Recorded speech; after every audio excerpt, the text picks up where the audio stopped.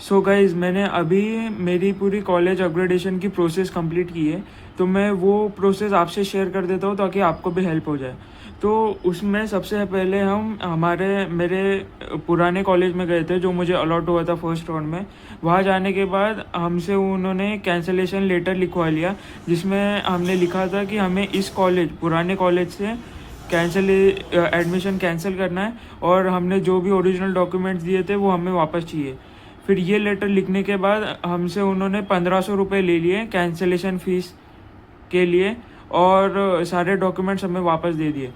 तो इसमें एक नोट करने की बात है कि ज़्यादा तो डॉक्यूमेंट्स कुछ इधर उधर होते नहीं हैं, लेकिन तब भी आप उनके सामने ही एक बार वो बटन फोल्डर खोल के सारे डॉक्यूमेंट्स एक बार होल्डिंग सर्टिफिकेट के हिसाब से चेक कर लो कि सारे डॉक्यूमेंट्स बराबर है या नहीं। और उसके बाद उनसे एक रिलीविंग लेटर की भी आप डिमांड कर सकते हो। बोला कि इसकी कोई ज़रूरत नहीं है, तो ठीक है, क्योंकि मेरे कॉलेज में भी मुझे दिया नहीं था रिलीविंग लेटर। तो ये सब प्रोसेस ओरिजिनल डॉक्यूमेंट्स लेने के बाद हम नए कॉलेज में चले गए। नए कॉलेज में जाने के बाद हमने एडमिशन फॉर्म और होल्डिंग सर्टिफिकेट भर लिया, और होल्डिंग सर्टिफिकेट के हिसाब से हमने सारे अपने डॉक्यूमेंट्स की सीक्वेंस लगा ली। फिर उसके बाद 1500 रुपीज़ हमने डिपॉजिट कर दिए एडमिशन फ़ीस के लिए, और उसके बाद हमारे जो भी ओरिजिनल डॉक्यूमेंट्स थे उनका ऑफलाइन वेरिफिकेशन हो गया कि बराबर है या नहीं। फिर ऑफलाइन वेरिफिकेशन के बाद सीटी सेल के वेबसाइट पे, सीटी सेल एक महाराष्ट्र की वेबसाइट है जिसपे जो पूरा एडमिशन प्रोसेस संभालती है महाराष्ट्र स्टेट के लिए। तो इस साइट पे हमारा ऑनलाइन वेरिफिकेशन हो गया था डॉक्यूमेंट्स का, जिसमें उन्होंने हम जो भी ओरिजिनल डॉक्यूमेंट्स थे उसको स्कैन कर लिया था और साइट पे अपलोड कर दिया था। फिर ये सब होने के बाद मेरे सारे डॉक्यूमेंट्स ओके थे और कोई प्रॉब्लम नहीं थी, इसलिए हमें थोड़ी देर रुकाने के बाद एक एक्नॉलेजमेंट लेटर दे दिया। एक्नॉलेजमेंट लेटर में एक कॉलेज की सील रहती है और डीन की साइन रहती है, और एक्नॉलेजमेंट लेटर एक सबसे इम्पॉर्टेंट डॉक्यूमेंट रहता है एडमिशन प्रोसेस में। एक्नॉलेजमेंट लेटर में भी ऐसे 3 कॉलम होते हैं, एक जॉइंट, एक रिटेन और एक कैंसल।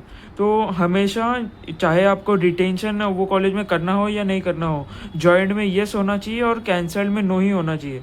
और अगर आपको वही कॉलेज में रिटेंशन चाहिए तो यहाँ पे रिटेन में येस आना चाहिए, और अगर आपको अपग्रेड करना है या आपको नेक्स्ट राउंड में एलिजिबल होना है तो आपका रिटेन में नो होना चाहिए।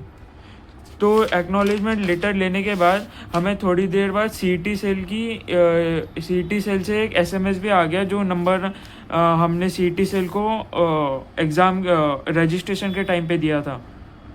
तो और उसमें भी यही था कि हमारा जॉइंट स्टेटस यस था, रिटेन्ड स्टेटस नो था, और कैंसल्ड स्टेटस नो था। अब एडमिशन प्रोसेस में 3 इंपॉर्टेंट पॉइंट है जो आप ध्यान रखो कि बिना एक्नॉलेजमेंट लेटर के कॉलेज से निकलना ही नहीं है।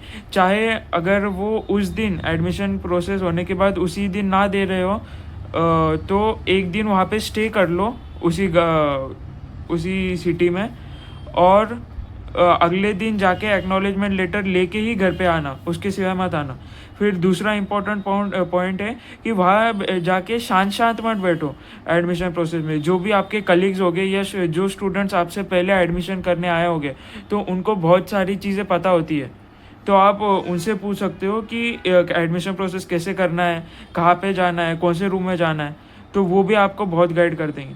और अगर कोई छोटी मोटी दिक्कत भी आ जाती है, समझो डॉक्यूमेंट्स में और इसमें, तो काम रहो, ज़्यादा टेंशन में मत आ जाओ, क्योंकि वहाँ पे जो ऑफिशियल्स होते हैं वो भी बहुत सपोर्टिव होते हैं, तो वो भी आपकी बहुत सारी हेल्प कर देते हैं।